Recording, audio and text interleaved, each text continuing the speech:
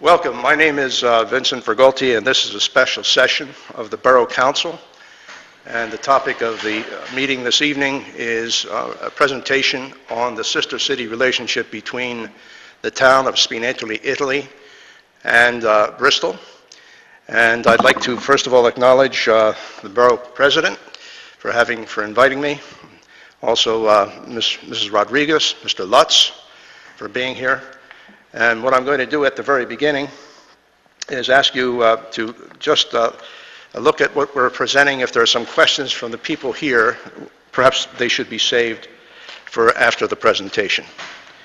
I want to acknowledge also Dante D'Amidio, who is here, and his wife Diane for all the help they've given me, Amy McIlvain, who is on the computer, Bill Salerno, who's the person who took many of the pictures that you're about to see, who is also here. I'd also like to thank Matt Markey, who is the technical man who helped put together some of the sections of this presentation. Next, please. Okay, the title of this presentation is Tales of a Twining, and we'll talk about various issues by looking at first this overview. Next. And as you see, the things that we're going to talk about are the following. What is a sister city? All right, we're also going to look at Bristol Spinetoli from concept to reality. We're going to do some comparisons between Spinetoli and Bristol. We're going to talk about a special link, and also I'm going to try to help locate the place for you with some maps in the section called Where in the World.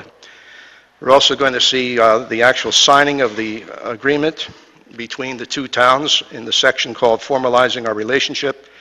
And we're going to get into Spinetoli's cultural and religious heritage, which is quite interesting. Talk about educational links, the topic of fostering commerce and trade, and forming a permanent sister city committee. Next, please. In the issue of what is a sister city, it is, as you see here, a formal twining between towns or cities from geographically and politically distinct areas. It serves as an effective vehicle to reach out in fellowship with the goals of fostering human contact along with cultural, educational, and commercial links. Also essential to the relationship is the element of reciprocity, or a quid pro quo, of initiatives that result from the twining, such as exchanges of students, teachers, artworks, artists, and of course businessmen and politicians. Next, please. Perhaps you'd like to know, there's something more I'd like to say just a bit about sister city relationships. The concept itself of establishing a sister city connection is not really innovative and unique. Sister city relationships, especially at the urgings of President Dwight D. Eisenhower in the early 50s, began to flourish. For example, agreements have been in place between Philadelphia and Florence, Bristol, Pennsylvania, and Bristol, England in the early 50s, and Bucks County recently agreed to consider a proposal to create a relationship between the county and a place called Namdong-gu, a district of Incheon, South Korea. With respect to how this all came about, from concept to reality, perhaps you would be interested in hearing how it all got started. It all began about 15 years ago, around 1994, when I was in Italy in charge of a student group for Penn State. The Penn State summer program was located in a place called Todi, a small town in the region of Umbria, which is right next to the region of Le Marche, where this town is located. During my summers there, I visited relatives in the nearby city of Ascoli. You'll become more familiar with these geographical names later as we look at some maps of the country and its regions. Inspired by a twining that I had heard about between Jessup, a small town near Hazleton, Pennsylvania, and Gubbio, a small town in Umbria, I began considering the possibility of establishing a connection between Ascoli and Bristol. Ascoli seemed to be an ideal choice because my relatives there could help, and because I knew, or thought I knew, that many families in Bristol had emigrated from Ascoli. Moreover, 1 in 5 citizens in Bristol is Italian American. About 5 years ago, I met with the Minister of Culture in Ascoli and formally proposed a relationship to the municipality. Some years later, it appeared that Ascoli was prepared to commit to the proposal, and the Bristol Borough Council unanimously approved of the concept, but for various reasons it fell through. Soon after, during a conversation with a friend of mine, Dante D'Amidio, Dante mentioned that a number of Bristolians had originated from a town near Ascoli called Spinetoli, a fact of which I was not aware. I contacted my cousin Anna in Ascoli and asked her if she had ever heard of Spinetoli. She told me that not only had she heard of the town, but that a teacher with whom she worked informed her that Spinetoli was seeking to establish a sister city connection with a town in the United States. Ascoli, she thought, had balked at approving the twining with Bristol because Ascoli was a much larger city with a population of 52,000. Perhaps this was serendipity.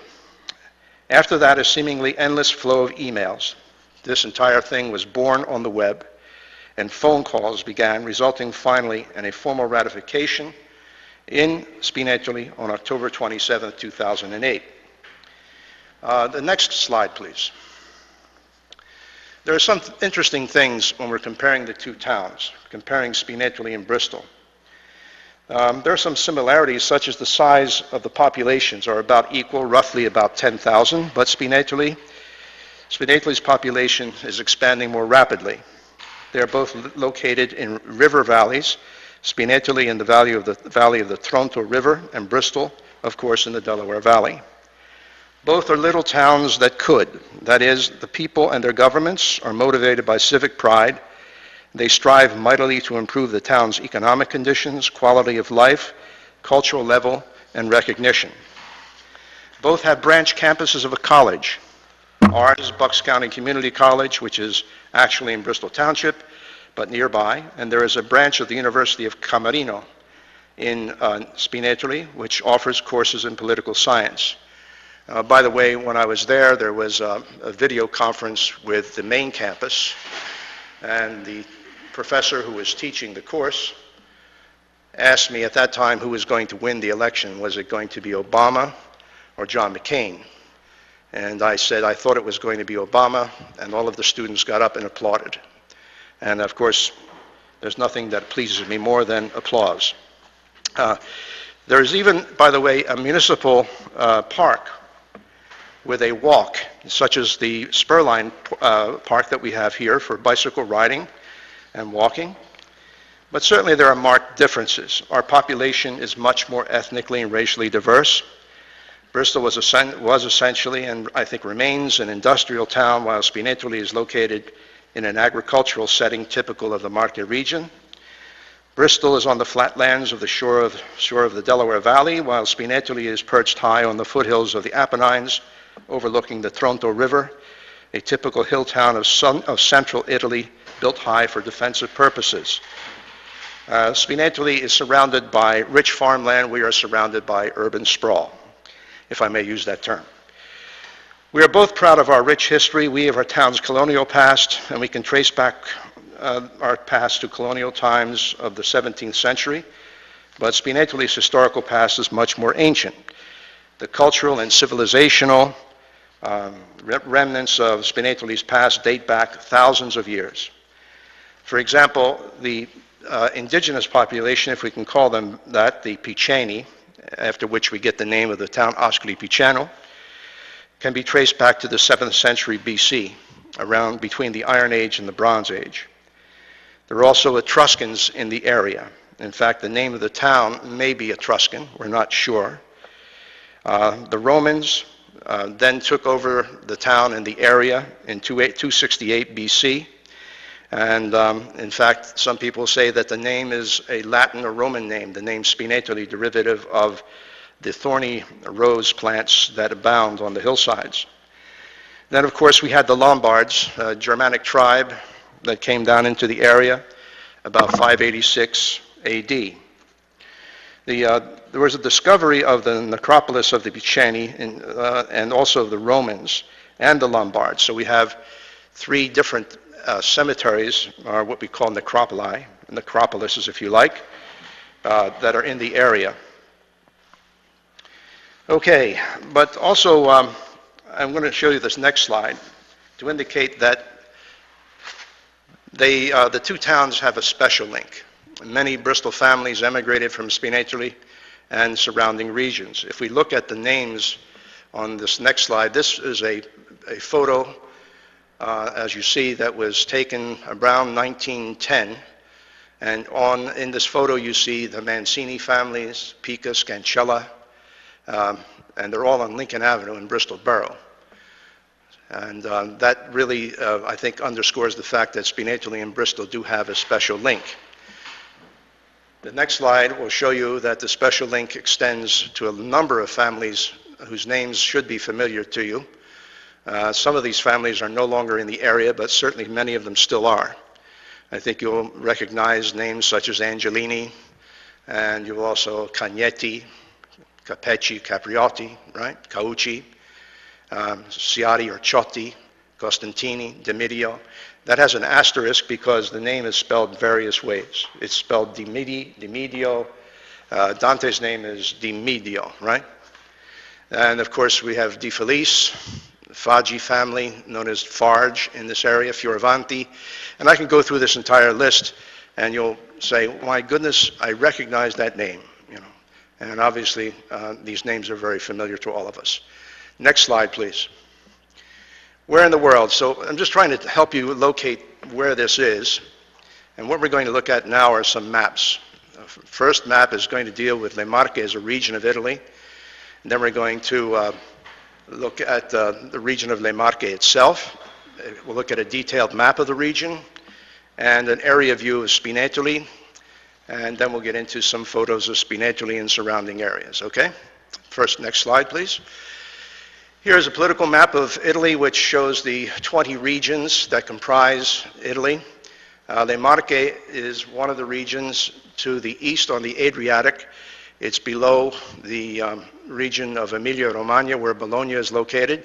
You see the capital of Le Marche is Ancona.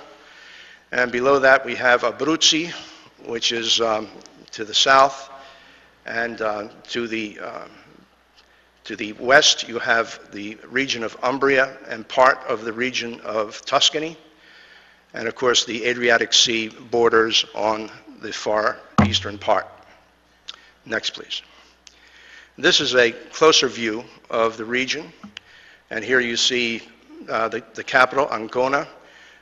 You'll see also, if you can, towards the bottom, almost near Abruzzi, San Benedetto. You don't see the entire name, but that is going to be a key area for us, and also the town of Ofida, okay?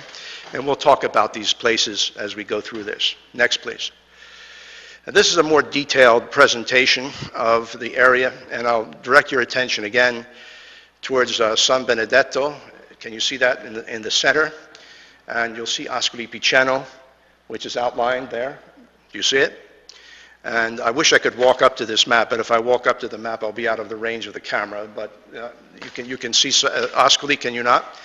And there are some other, we are more or less centered in that area around San Benedetto and Ascoli Piceno, okay? All right, may I have the next, please? Okay, there is Spinetoli, and it's located on a major route in the time of the Romans called the Via Salaria. The Via Salaria was a very important trade route. It went from the Aurelian walls in Rome all the way to San Benedetto. And what it was a road that was meant specifically, or mainly, I should say, mainly to transport salt from the Adriatic, salt from the salt flats near San Benedetto to Rome. And therefore, Spinetoli probably developed because of this Via Salaria, which also connects via the Spinetoli with Ascoli Piceno and other major cities or towns in the area. Next, please. This is a picture that we took as we're going into the Apennines, which are the mountains that go north and south down the spine of Italy.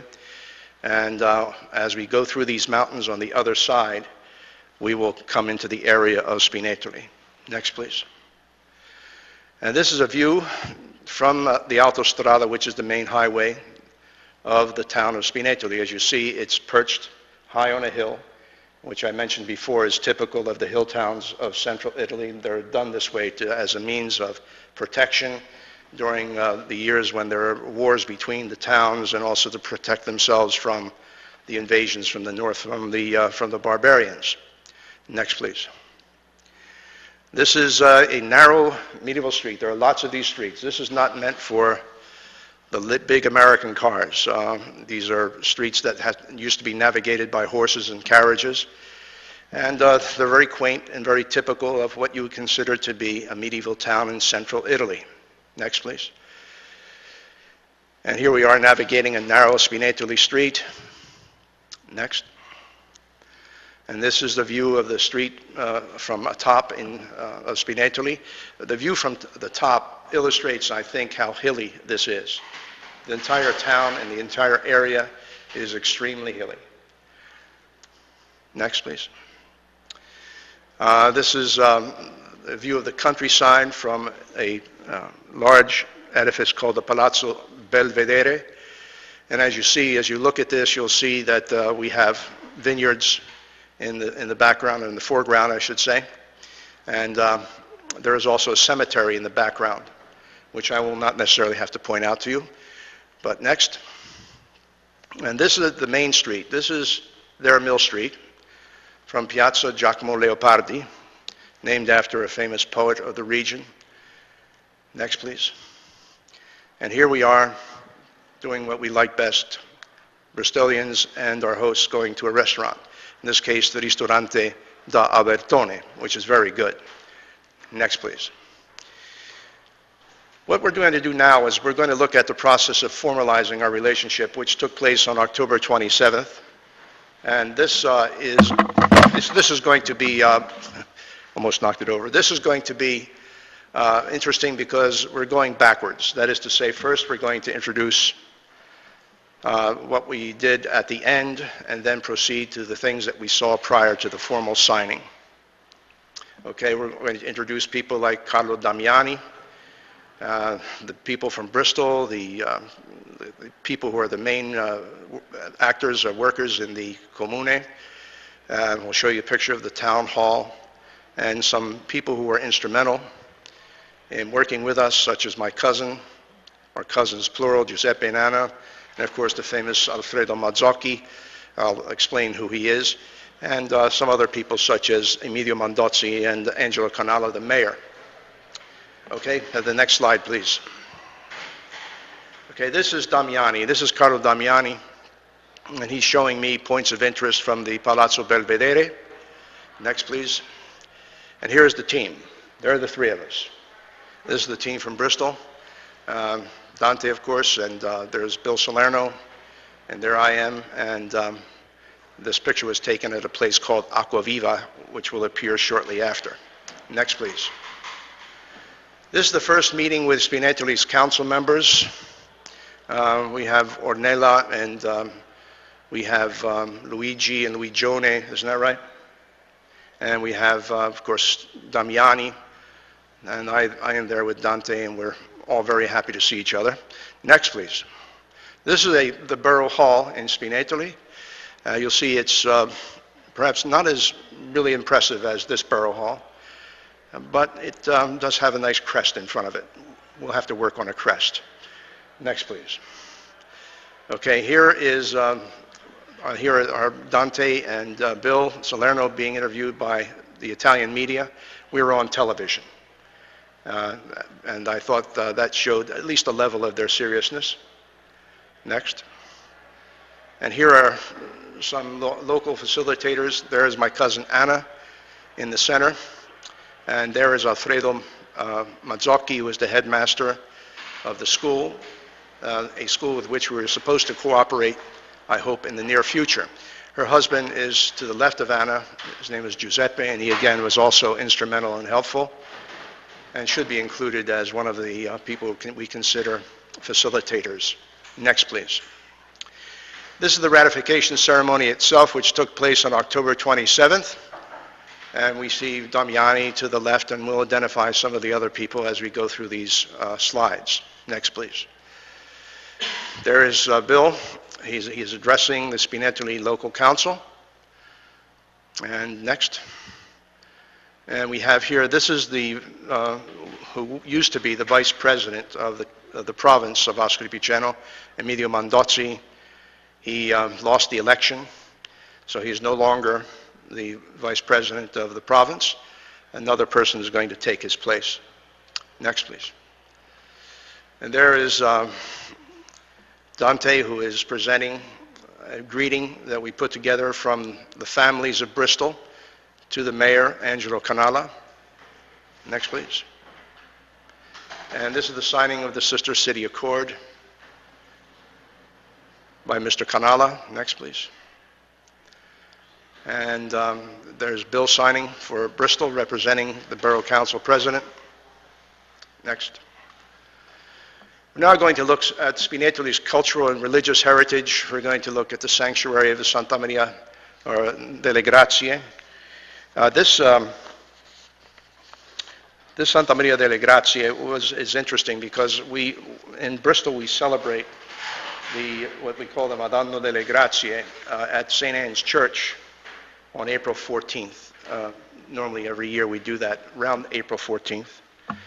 Okay, and we're going to look at a place called Oasi Park, and we're going to go to a music school, and we're going to get familiar with what is known as a dance that is typical of the region, of the southern Marche region and the northern part of Abruzzi, called the Saltarello. We're also going to visit the fortress of Acquaviva, look at some culinary specialties, and look at the cathedral at Ofida, and also look at some folk art. Next, please. Here we have an exterior view of the sanctuary of Santa Maria delle Grazie. Okay, and this is La Madonna delle Grazie, as they say here in Bristol. Next. And here we have Maria Specca, who's the church custodian, right out of Lincoln Avenue, who speaks to visitors from Bristol Borough. Doesn't she look familiar? Next, please. This is an interior of the sanctuary. Next, please. And this is a picture of local Spinetolesi, as they call them, who served during World War II. These are votives. There are people whose names are very familiar again, such as Capecci and so forth, who served in the war, in the Second World War. Next. This is what is called a Casa Colonica, and it's in a park that was put together by the people in Spinetoli and the lower town called Pagliare. Oasi Park contains this replica of a Casa Colonica, and what that is, it is a home that was set aside on property for sharecroppers, essentially, who work for large landowners. And these large landowners, of course, in compensation required of these peasants, that they pay half of their produce per year to them.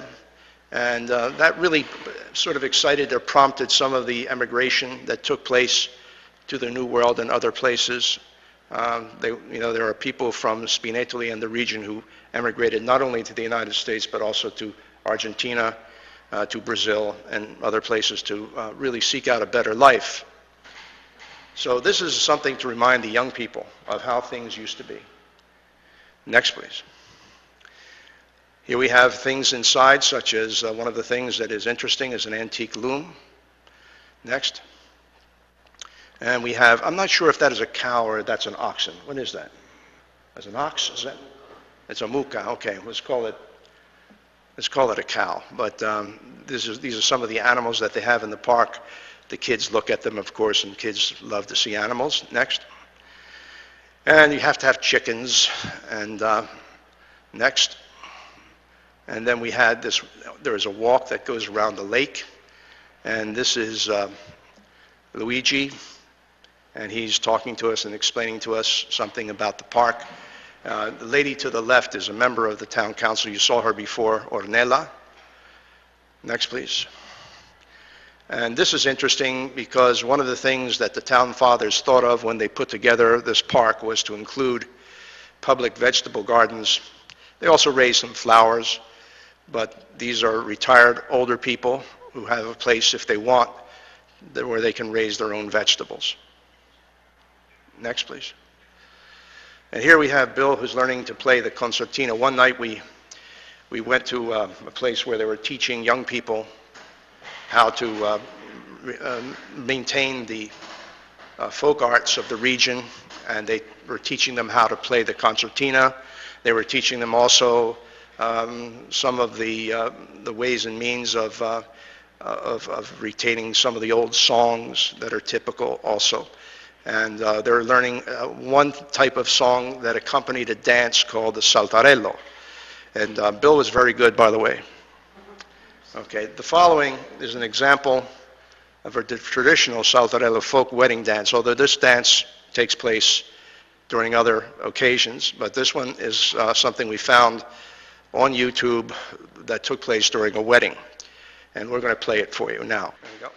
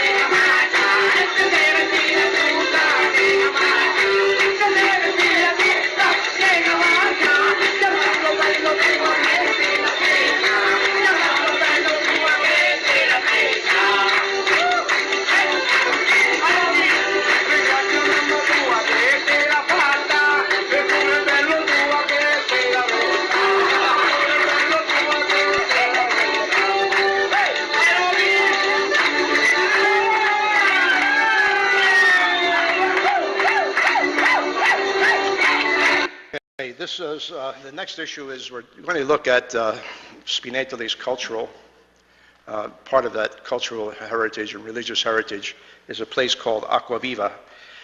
This is a fortress which dates from about the middle of the 15th century, and it's about, I guess, 10 kilometers north of Spinetoli.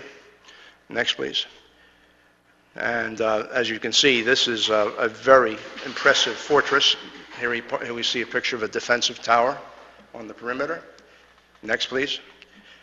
And here is the entrance to the fortress. Next. It has a clock tower, which is very medieval. Next, please. And, of course, part of the culture of any region is the food. And since we're near the ocean, near the sea, there are plenty of seafood dishes which are quite typical. Next, please. This is risotto, one of my favorite dishes, with Adriatic sea prawns. Next, please. And this is very typical of the region. It's called taku. It's a local pasta. It's made with cornmeal. And it used to be available here for in Bristol, made by the people from Spinetoli. I personally have never had it, but it was excellent, really great. Next, please. Okay, this is an old church from the 13th century. It's called Santa Maria della Rocca, located in a place called Ofida, nearby, near Spinetoli. The style of architecture, as you probably see, is Romanesque. Next, please. And this is an interior view of the Santa Maria della Rocca. Next, please. And this is the apse, right above the altar. And the artworks that you see there probably are from the pre-Renaissance style of the school of Giotto. Next, please. This is folk art carvings by a friend of ours whom we met in Spinetoli named Giuseppe Straccia. Here I have what he gave to me as a present. Bill has one of these as well, as Dante does, and They're very interesting, and I don't know what they represent, but I like them. I have one on my mantelpiece, and it works as a great paperweight. Okay, next please. We're now going to look at some parts of Ascoli Piceno and deal with the educational links. And we're looking at the school of Mazzocchi. The school is really a technical school. Next, please. Here is the historical center, an overview of Ascoli Piceno. This is the beautiful Piazza del Popolo, and it really is lovely. The surface that you see there is all of travertine, and that is the Church of San Francesco in the background. Next, please. This is the Piazza Aringo, and that's the Church of Sant'Emidio, who is the patron saint of Ascoli. Next, please. This is the famous Roman bridge, which goes over the Tronto River. Next, please. And this is the entrance to the school of Mazzocchi in Ascoli Piceno. And we met some students, and it is a very interesting school because it seems well equipped, and the students are very, I think, well trained based upon what we saw. Next, please. This is right at the entrance. It's a mosaic, and it deals with, of course, presenting the school from some symbolic perspective. Next, please. We're now going to look at something that they're very interested in Spinetoli. And what they're interested in is trying to foster commerce and trade with this area. And we're going to look at the Camera di Commercio, which you probably understand means the Chamber of Commerce. We'll look at the person who is the head of the Chamber of Commerce. And we'll look at some places we visited, Osteria, Puglia. Agriculture is one of the mainstays of the region. Wine and olive production. We'll look at precision tool technology. It's not only agricultural. And we'll look at something that is artisan and embroidery when we look at the lacework place that we passed by. And of tourism, they're trying to, of course, promote tourism and visiting especially the seaside resort of San Benedetto del Tronto. Next, please. This is an exterior view of the Camera di Commercio. Next. And here is the very impressive entryway into this huge building, which, if I were trying to characterize what it looked like, I would say it's sort of a small version of the Federal Reserve. It's amazing how big it is. And next, please. We are now looking at the personnel of the Camera di Commercio. This picture dates from about 2004. The man in the center is Ennio Gibellieri, who is the head of the Camera di Commercio, and there is his staff, whom we did not meet. Next. And this will show you a poster. It's advertising a trade conference in 1949. It's Art Deco, very nicely done. Next. And this is what we saw in the interior. This is how these ceilings are decorated. This is amazing. Some of this is quite amazing. Next. Really, really beautifully done. Next, please. We visited a place that was sponsored or supported by the province. It was an Institute for Technological Development and Applied Research. The place itself is called Osteria. And there is the staff at Osteria. Next. And this is these are some of the things around this facility. This is a cogeneration facility at the Osteria. Next. And of course, they're also interested in clean energy. And here we have some solar panels on the roof of the facility. They're very interested, by the way, in cooperating with us. And they're looking for someone here to foster cooperation between Osteria and, let's say, something similar in this area. Perhaps Delaware Valley College, perhaps even Penn State, which has an agricultural extension service. And we're looking into that. Next, please.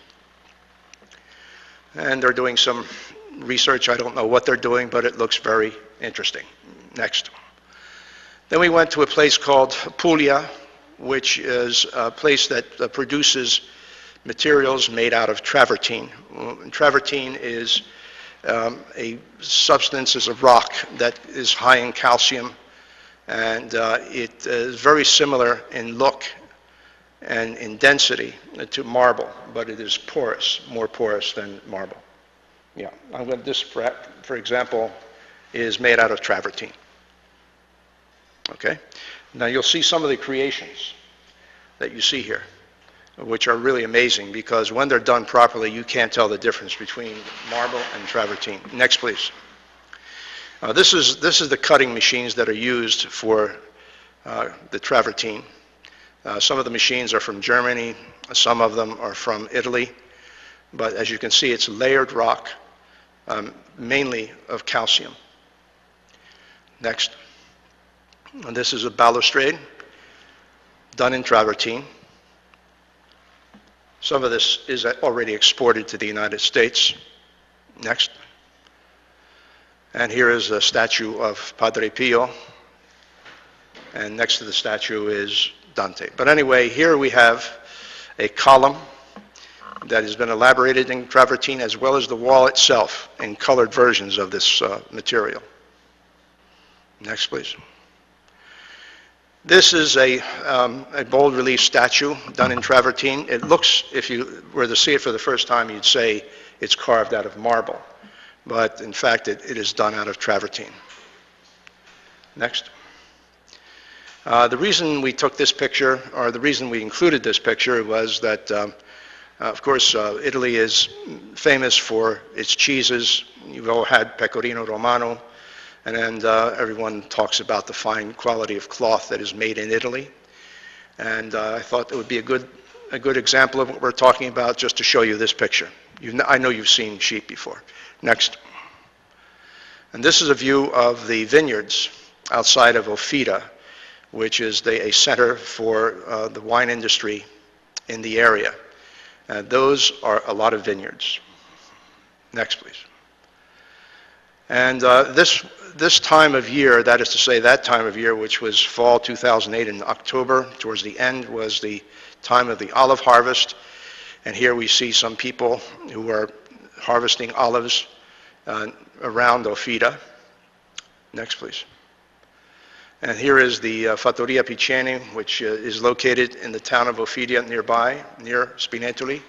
And it is a consortium of wine producers, and it's a great place to visit because we had some free samples. Next, please. Okay, this is the famous Saladini Pilastri estates. Perhaps you've heard of them. I don't know if you're into fine wines, but Saladini Pilastri is well known all over the world. Next. And wine, of course, needs to be aged. And here we see these wine aging barrels that were typical of what we saw. Next, please. And here is an interesting thing. This lady is helping a customer get a fill of wine. You can go to these places and ask for them to fill a jug of wine for you. You don't have to buy a bottle. You can buy, wine in bulk. So somebody came up to her and said, "Fill her up." And there she is. Next, please. And then we also went to the Olificio, which is a place where olive oil is produced. This one is called Silvestri Rosina. Next, please. And there's our traditional ways of making olive oil with these huge presses. Next, please.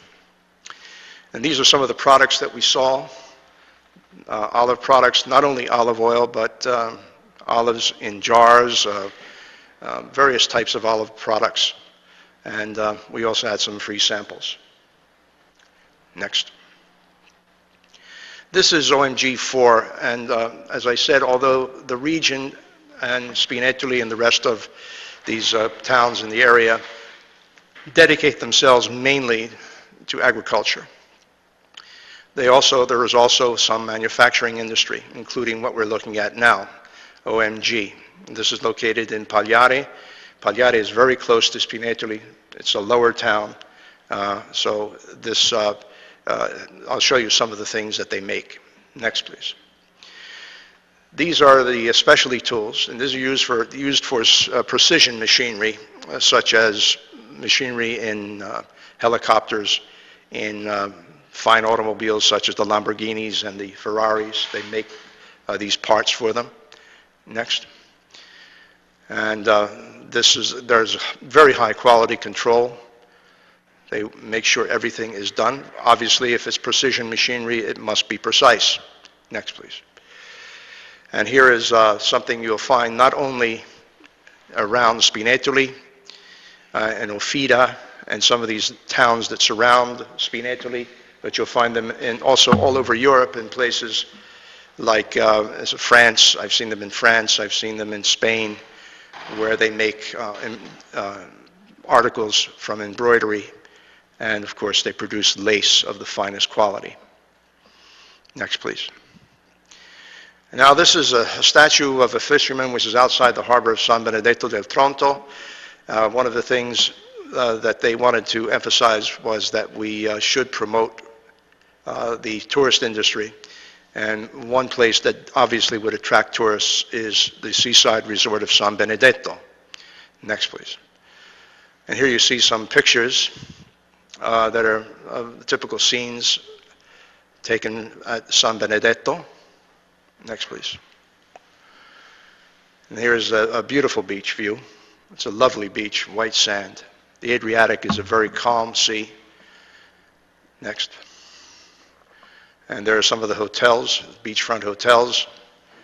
And obviously I'd like to go myself, but we hope that there will be people from Bristol and this area who would like to visit San Benedetto if they're not familiar with it. Next.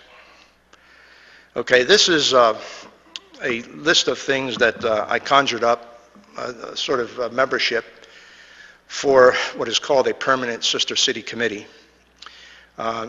There are some of the, let's say, people who perhaps would be invited to join this committee. And it is important that this committee be formed eventually. And the reason I think it's important is that the way this will be preserved, if it's possible to preserve it, is for there to be a permanent committee.